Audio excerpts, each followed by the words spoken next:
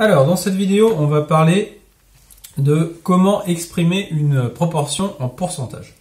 Alors déjà, quel est l'intérêt d'exprimer une proportion en pourcentage? En fait, quand vous exprimez une proportion, c'est par exemple quand vous dites dans cette classe, il y a 2/3 des élèves qui sont demi-pensionnaires. Ou dans cette entreprise, il y a 1/4 des employés qui sont en CDD, c'est-à-dire en contrat à durée déterminée. Bref, c'est souvent des choses comme ça qu'on emploie, des fractions. 1/4, 2/3. Vous noterez qu'on emploie rarement des fractions comme dans un établissement scolaire, il y a 5/9 des élèves qui sont externes. Parce que 5/9 déjà, on se représente un peu moins bien les choses en neuvième. Tiers, quart, c'est quelque chose qu'on visualise bien. Des neuvièmes, on visualise pas très bien. Alors pourquoi des pourcentages?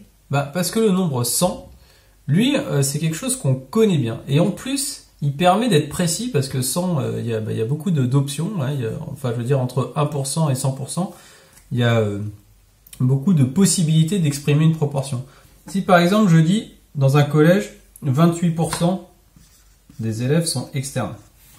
Déjà, qu'est-ce que ça veut dire 28%? C'est une fraction. Comme tout à l'heure, 1/3 était une fraction. C'est une fraction sur 100, un pourcentage. 28 centièmes. Et quel est l'avantage de cette fraction? Ça me permet d'être précis. C'est parce que j'exprime en centièmes, donc j'ai beaucoup de possibilités. Je peux être assez précis sur le numérateur que je vais donner. Et ensuite, 28%, on se le représente bien parce qu'on se dit assez facilement, tiens, c'est un peu plus de 1/4. Parce qu'on sait que 1/4 correspond à 25%. En tout cas, c'est aussi moins que 1/3. Puisque 1/3 va correspondre à peu près à 33%. Puisque 3 fois 33% fait 99%. Donc vous voyez que un pourcentage, ça permet à la fois d'être précis dans l'expression de la proportion, et c'est aussi quelque chose qu'on arrive bien à imaginer. Alors, exemple de problème dans lequel on va vous demander d'exprimer une proportion en pourcentage. Donc, voici un problème qu'on peut vous proposer. Dans un lycée, 38 professeurs viennent au travail en voiture, 15 prennent les transports en commun et 8 viennent en vélo ou à pied. Quel pourcentage des professeurs viennent en voiture? Ce dont on a besoin, c'est d'abord d'exprimer la proportion des professeurs qui viennent en voiture. On sait combien ils sont, mais pour l'instant, on ne l'a pas exprimé en proportion. Ils sont 38, mais 38 sur combien? Donc, en se demandant ça, on comprend qu'il nous faut le total des professeurs, ce qui va revenir à additionner ces trois nombres. Donc c'est la première chose que je vais faire.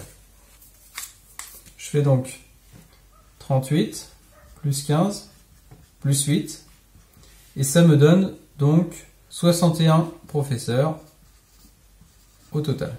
Donc la proportion, c'est 38 sur 61. Et exprimer cette proportion en pourcentage, c'est amener cette proportion sur 100. Ça veut dire que la question que je me pose, c'est la suivante. 38 61e, ça fait combien de centièmes?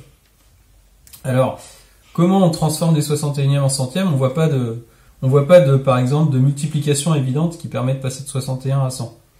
Donc, vous connaissez normalement à ce stade de votre scolarité une technique qui permet de trouver le quatrième nombre quand on a comme ça l'égalité de fractions, et cette technique, elle est liée à l'égalité des produits en croix. Ce nombre fois 61 est égal à 38 fois 100. Les produits en croix, c'est quand on multiplie en diagonale.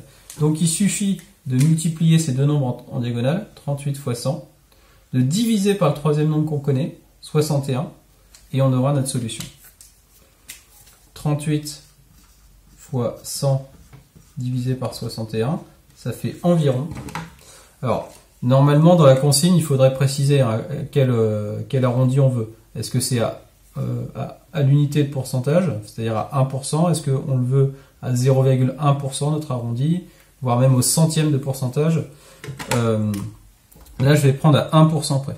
C'est-à-dire que je vais arrondir mon pourcentage à l'unité de pourcent. Et je trouve environ 62%. Donc ça veut dire qu'il y a environ 62% des professeurs qui viennent en voiture, donc un peu moins par exemple que 2/3. Vous voyez, ça permet de s'apercevoir de ça. La réponse est 62%. 2/3, c'est à peu près entre 66 et 67%, donc on est un petit peu en dessous des 2/3.